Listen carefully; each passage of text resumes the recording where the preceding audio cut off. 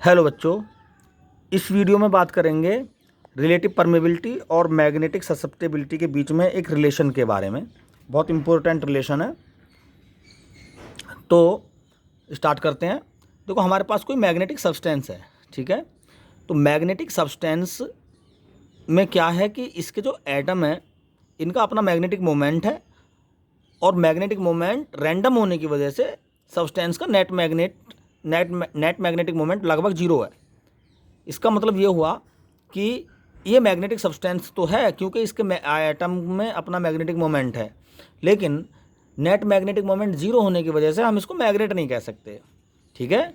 इसके जो एटम के नॉर्थ और साउथ पोल हैं उनके बीच में नॉर्थ साउथ पोल होने की वजह से छोटी मोटी मैग्नेटिक लाइन्स तो चलती हैं, इस तरह से ऐसे घूम रही होंगी, इस तरह से किसी के ऐसे घूम रही होंगी, तो वो एक दूसरे को कट कर देते हैं, ठीक। तो इसलिए नेट मैग्नेटिक मोमेंट इसका नहीं बन पाता। और नेट जैसे कोई मैग्नेट है उसमें तो अपना नॉर्थ और साउथ पोल होते हैं। क्यों होते हैं उसमें ऐसे?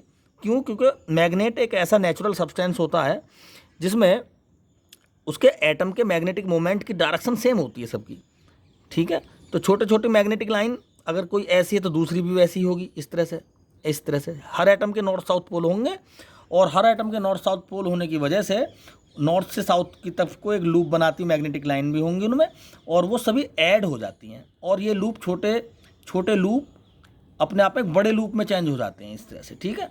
तो ऐसे सब्सटेंस को हम बोलते हैं मैग्नेटिक सब्सटेंस। इनके नॉर्थ और साउथ पोल होते हैं और इस तरह से वो मैग्नेटिक लाइन क्रिएट करते हैं। क्यों? क्योंकि इनके अंदर मैग्नेटिक मोमेंट बहुत सारा हो जाता है, सभी एटम का मैग्नेटिक मोमेंट जोड़कर।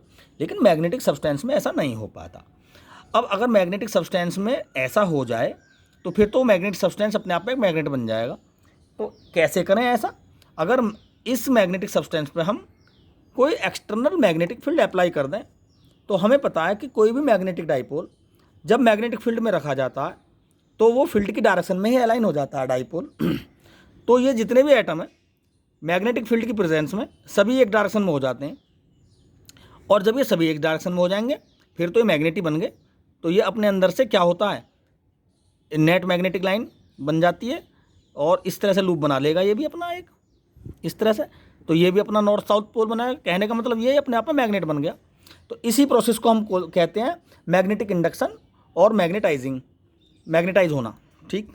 तो मैग्नेटिक फील्ड की जो प्रॉपर्टी इस सब्सटेंस को मैग्नेटाइज कर रही है उस प्रॉपर्टी को मैग्नेटाइजिंग इंटेंसिटी या मैग्नेटाइजिंग फोर्स बोलते हैं, जिसे हम एच से डिनोट करते हैं, ठीक। अब चूंकि इस एक्सटर्नल मैग्नेटिक फील्ड ने इसको मैग्नेटाइज कर दिया, तो इस मैग्नेटिक सब्सटेंस के अंदर चूंकि हर एटम का अपना मैग्नेटिक मोमेंट है, तो इसका अपना मैग्नेटिक मोमेंट जो है उसकी वजह से नेट मैग्नेटिक मोमेंट हो गया।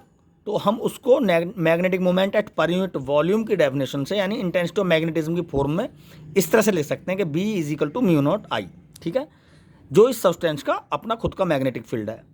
अब इस पर इसकी मदद करने के लिए एक्सटर्नल मैग्नेटिक फील्ड भी हमने अप्लाई कर रखा है, B naught equal to mu naught H।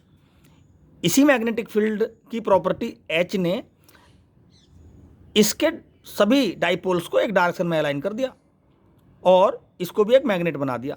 तो इसका मतलब इन डाइपोल के अंदर जो यहाँ रैंडम थे, इनका मतलब इनमें कुछ कमी थी तभी ये रैंडम थे, वो कमी इस H ने पूरी कर दी, तो ये एक डायरेक्शन में अलाइन हो गए, ठीक है।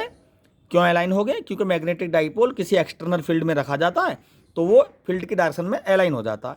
तो अब ओवरऑल क्या हो गया, इस सब्सटेंस पर एक तो इसके खुद का ही जो नेट मैग्नेटिक मोमेंट पहले जीरो था, अब तो ये जुड़ के कुछ बढ़ गया, और उसी की वजह से इसका मैग्नेटिक फील्ड हो गया म्यू नॉट I, और इस पर इसका भी प्रभाव है जो एक्सटर्नल मैग्नेटिक फील्ड था।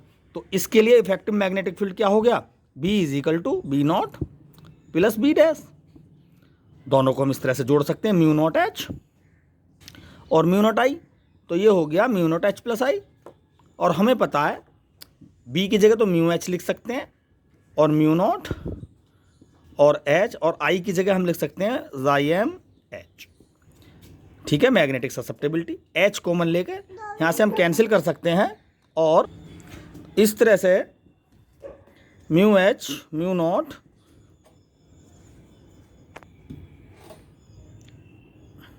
H कॉमन 1 प्लस Xim हो गया,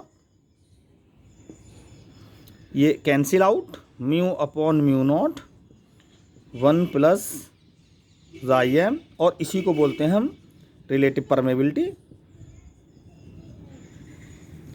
जाई एम डायमेंशनलेस, ये भी डायमेंशनलेस। उधर हमने एच और आई को जोड़ दिया क्योंकि इनकी डायमेंशन भी दोनों की सेम ही है। इसी रिलेशन से हम मैग्नेटिक सब्सटेंस को क्लासिफाई करते हैं। और देखो जाई एम की वैल्यू म्यू आर से कम होती है, तो डाई मैग्नेटिक सब्सटेंस में जाई एम को हम जीरो से, देखो जाई एम की वैल्यू जो होती है मैग्नेटिक ससेप्टेबिलिटी को जीरो से कंपेयर करते हैं। जाई एम की वैल्यू अगर लेस देन जीरो है तो वो डाई मैग्नेटिक सब्सटेंस हो गया, और ये वैल्यू अगर जीरो से ज़्यादा हो गई तो समझो वो एक पैरामैग्नेटिक सब्सटेंस है, और जीरो से बहुत ज़्यादा हो जाए तो वो हो जाएगा फिर फेरोमैग्नेटिक सब्सटेंस। इसी तरह से रिलेटिव परमेबिलिटी से कंपेयर करते हैं 1 के रेस्पेक्ट में। म्यू आर की वैल्यू अगर 1 से कम है तो ये डाईमैग्नेटिक सब्सटेंस हो जाएगा, म्यू आर की वैल्यू 1 से ज़्यादा है तो ये पैरामैग्नेटिक सब्सटेंस हो जाएगा, और म्यू आर की वैल्यू अगर 1 से बहुत ज़्यादा है तो ये फेरोमैग्नेटिक सब्सटेंस हो जाता है। इस तरह से हम इन मैग्नेटिक सब्सटेंस को क्लासिफाई करते हैं रिलेटिव परमेबिलिटी को 1 से कंपेयर करके और मैग्नेटिक ससेप्टेबिलिटी को 0 से कंपेयर करके। देखो ज़रा, मैग्नेटिक ससेप्टेबिलिटी यहाँ 0 से कम है यानी नेगेटिव है, तो इसलिए डाईमैग्नेटिक सब्सटेंस मैग्नेटिक फील्ड को रिपेल करते हैं। क्यों? मैग्नेटिक ससेप्टेबिलिटी क्या है? नेगेटिव, यानी ये मैग्नेटाइज अपोजिट डायरेक्शन में होती है। ठीक है, मैग्नेटिक ससेप्टेबिलिटी क्या है? एक मैग्नेटाइज होने की एक डिग्री है, मैग्नेटाइज होने की एक कंडीशन है। जो अच्छे से मैग्नेटाइज हो जाता है समझो उसका मैग्नेटिक ससेप्टेबिलिटी ज़्यादा है, लेकिन इसकी तो नेगेटिव है, यानी ये मैग्नेटिक फील्ड के अपोजिट डायरेक्शन में मैग्नेटाइज होती है, यानी इस कंडीशन में वो मैग्नेटिक फील्ड को रिपेल करती है। तो ये स्पेशल केस है डाई मैग्नेटिक सब्सटेंस, जैसे कॉपर हुआ। ठीक है, तो इन सब को हमने इस वीडियो में जो मैग्नेटिक सब्सटेंस से रिलेटेड वीडियो उसमें डिस्कस की है। इसमें बस इतना ही। Thank you.